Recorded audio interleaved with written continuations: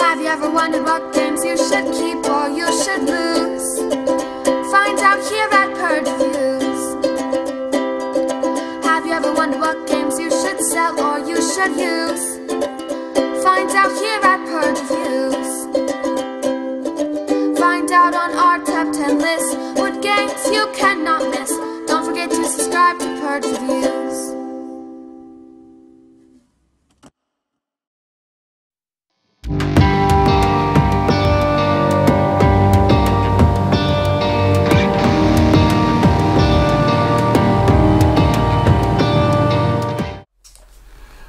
Race for the Summit. Can you even see that? It's a little card game.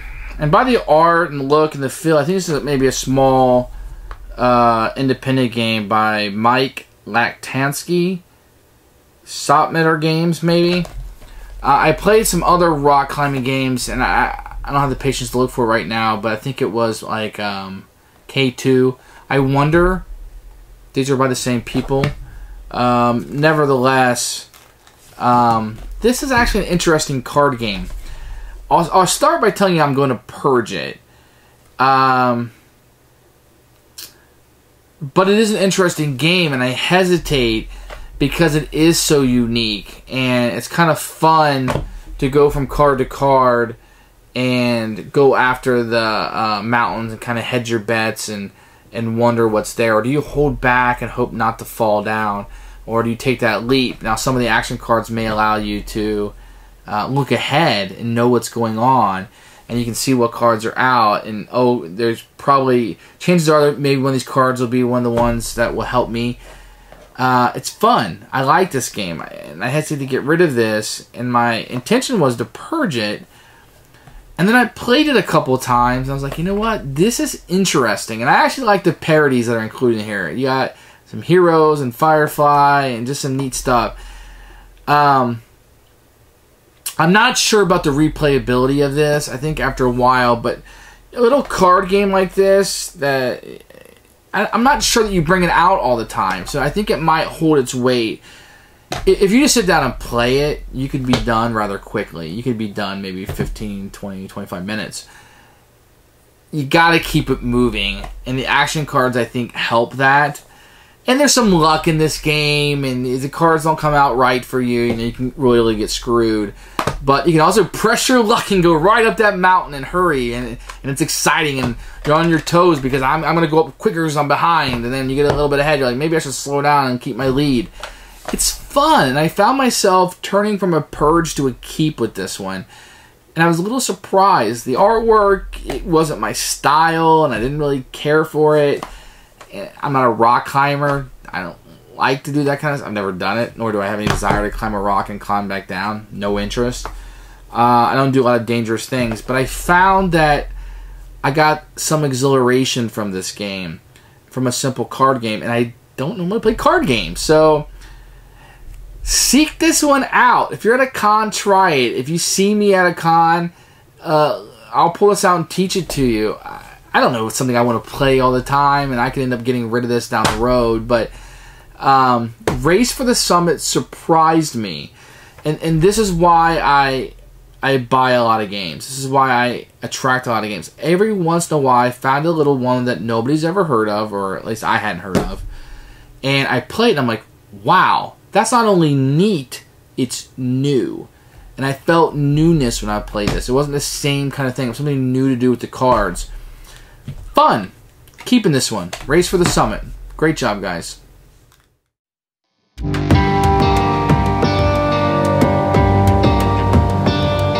are the components for Race for the Summit. You can kind of see this very portable game.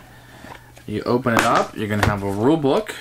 It's on paper. The rules are okay to understand. I had to actually pull it out a little bit. The mechanisms in the game are going to be fairly new. You're going to get a few decks of cards here. The box, you see, is placed for 2 of them. You're going to get a number of areas you can traverse in different colors. This does not correspond to player colors. This just signifies you'll use a number of these based on the number of players. Basically, it'll just give you room to move around. You're going to get a number of action cards, which has this woman climbing a mountain. And they're going to look like this. Very wordy. Some kind of weird artwork on it.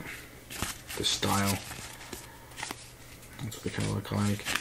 You're going to get rounded cards with black trim. I'll show you one of these. I think they're all pretty much the same.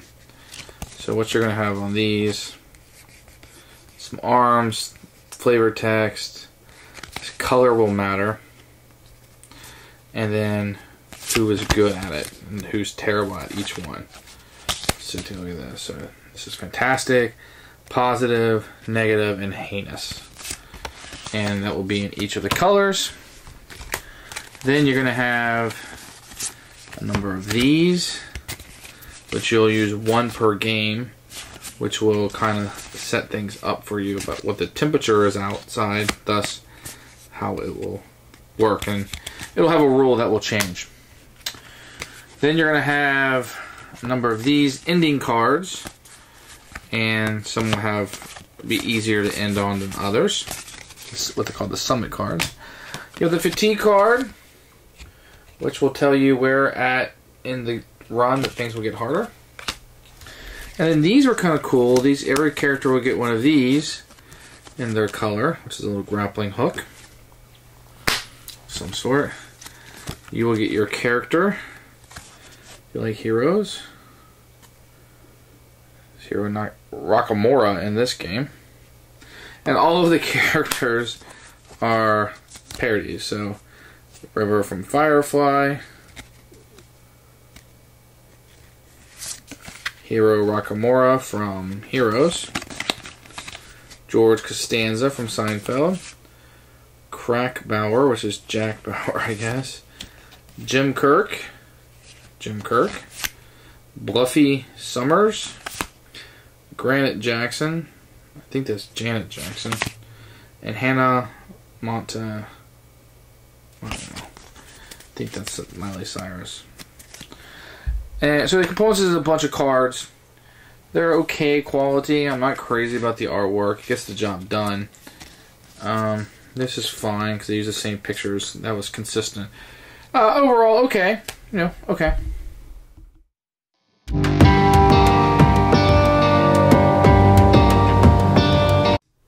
Because I feel like this is an independent game, the rules, this little book, very wordy. Perhaps could have been better organized. But I learned the game, and maybe even at the end I learned a little bit about rock climbing. I don't know. I won't be able to do it, but maybe some of the terminology I would know. I do like the components in the beginning. You can't see it because it's so small, but you have a list of all the cards. Super helpful in a card game. Example of setup. I don't think I would have figured that out by the words. The picture did it for me. The rulebook actually did a pretty good job. Could have been better. I felt like maybe with some help in that department that could have been better, but I didn't have any problems. Once I put the cards out, went with the book, played a couple rounds on my own, had no problem. So rulebook did a job, a good job, decent job.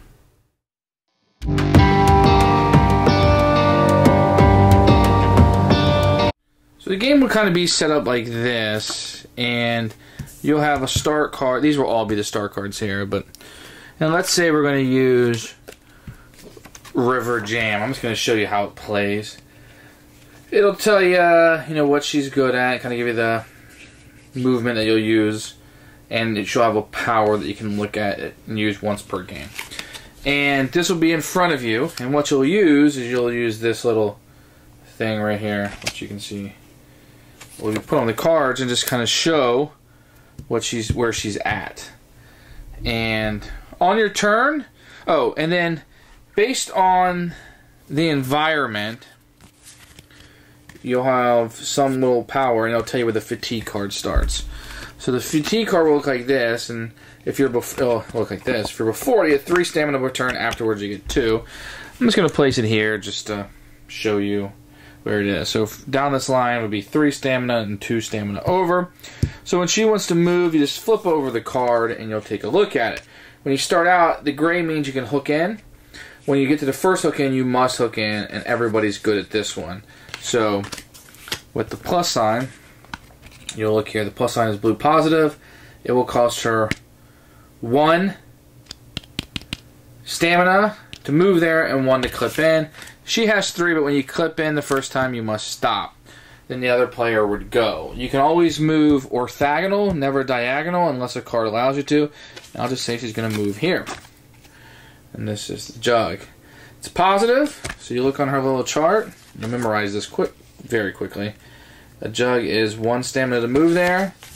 So she will move forward. If she wanted to clip, it would be 0, but she's going to keep going, but she's going to go this way instead. And she came into a crack. For her, it's a positive, which would be 1 stamina. If she had been Jim Kirk, it would take 3 stamina. And you keep going to use your stamina, then the other person would go. After both players have gone, you will bring out a number of action cards equal number of players, let's say a 2-player. Then whoever is last in turn order will pick their card first. The other person will get what's left over. This start player is not using the 2-player game, but let me just show you different cards. So this one is very unstable. Place a card top of the unoccupied hold card. So sometimes it'll be a play immediately. Sometimes there'll be effects your next turn. Sometimes they will use it or lose it on your next turn. And sometimes affects your next turn. A keep until you use it. So whoever went last will get first pick of these cards. Then they'll go first next time in a 2-player game. If you go to a card and you don't have enough stamina and you couldn't lock on, you would count the number of spaces. 1, 2, 3. Subtract 1. That's how many spaces you would fall beneath this. So you want to keep locking on, that way you don't fall as far. And then it's just a race to get to the back here. And these cards, these action cards, will allow you to look at what's ahead of you and move and mitigate and all kinds of things. And what you're trying to do is move this way, or you can have the cards going that way if you so wanted to get to the top. And you can always move left or right. So these colored backs only identify the different levels, if you will. And by process of elimination, you can see, well, these 2 gray cards, where the gray ones are better, are out. So maybe I want to go over to green, and it has my butts. Great. Got another gray one. Jug. That's the one that's positive. So there's only 1 stamina. So you guy would move over here. And you're just trying to get to the end before everybody else. The mechanics were very different than what I'm used to in games.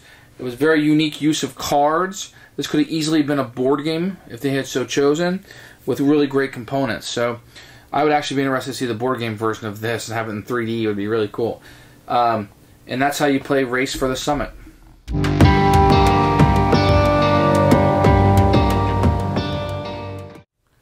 We should buy this game. If you're into rock climbing, if you like this kind of outdoorsy stuff, this is a must purchase. This is a neat game. If you're looking for a card game, you want something quick and different. You're not fighting orcs.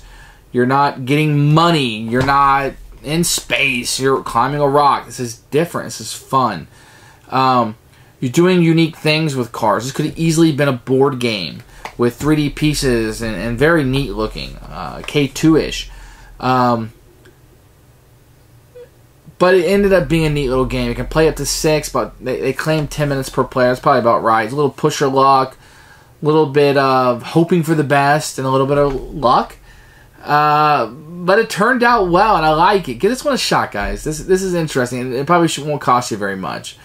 A lot of variety. Each game's going to have a little bit different with the environment cards, and depending on which character you choose, you're going to have a special power, if you will. So, interesting.